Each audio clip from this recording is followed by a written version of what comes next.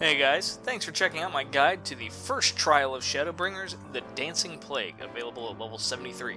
There's a lot going on here and a lot to pay attention to, so let's see what our waifu of light has to deal with to get us through this thing.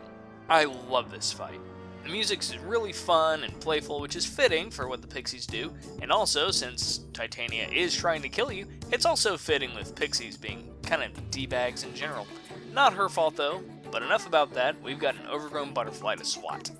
Bright Sabbath is an arena-wide AoE that does decent enough damage, so heal through it.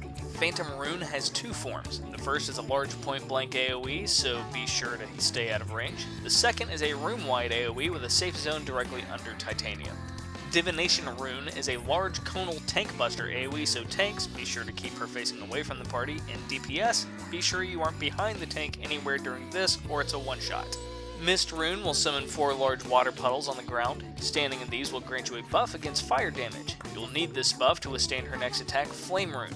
Flame Rune will summon a split damage marker that will deal fire damage, so make sure you stack in one of the puddles to split damage and maintain your defense against fire buff. At about 75%, Titania will cast Midsummer Night's Dream, which will transform the arena into a garden. She gains a couple new attacks here.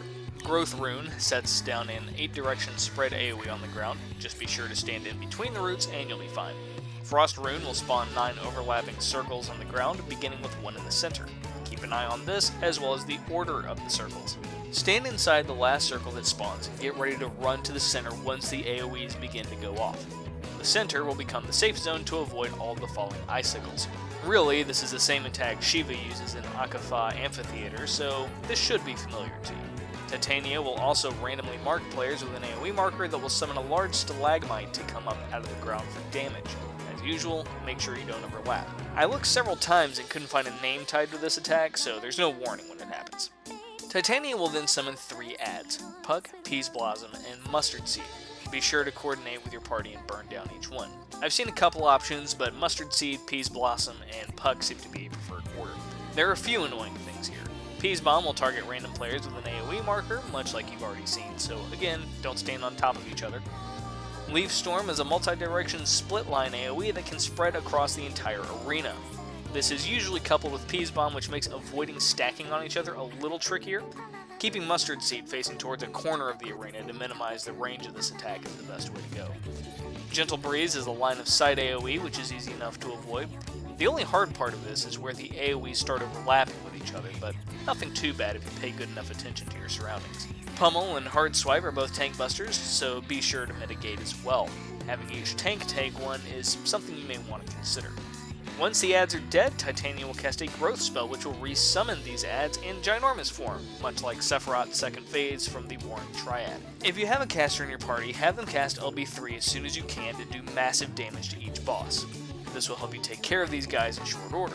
The only danger here is placement, as your caster can be in the middle of casting and get overlapped by Leaf Storm and Peas Bomb, which will kill the caster. Yeah, just like that.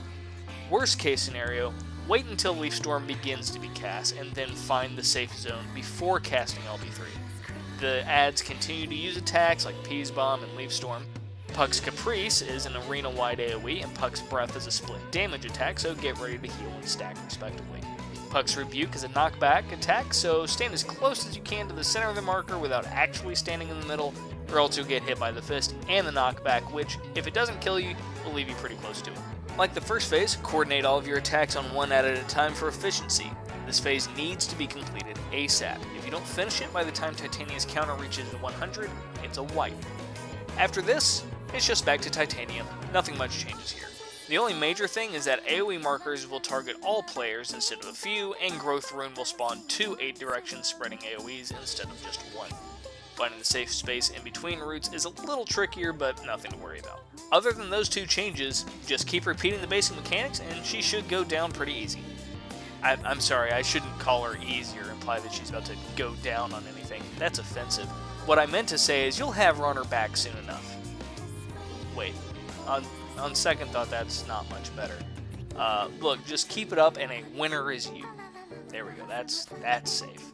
Alright, thanks for watching my guide on the Dancing Plague. This is a really fun fight and I had a blast doing it. If you enjoyed this video, be sure to like, share, and subscribe for more Shadowbringers and FF14 content. See you guys soon with the level 75 dungeon.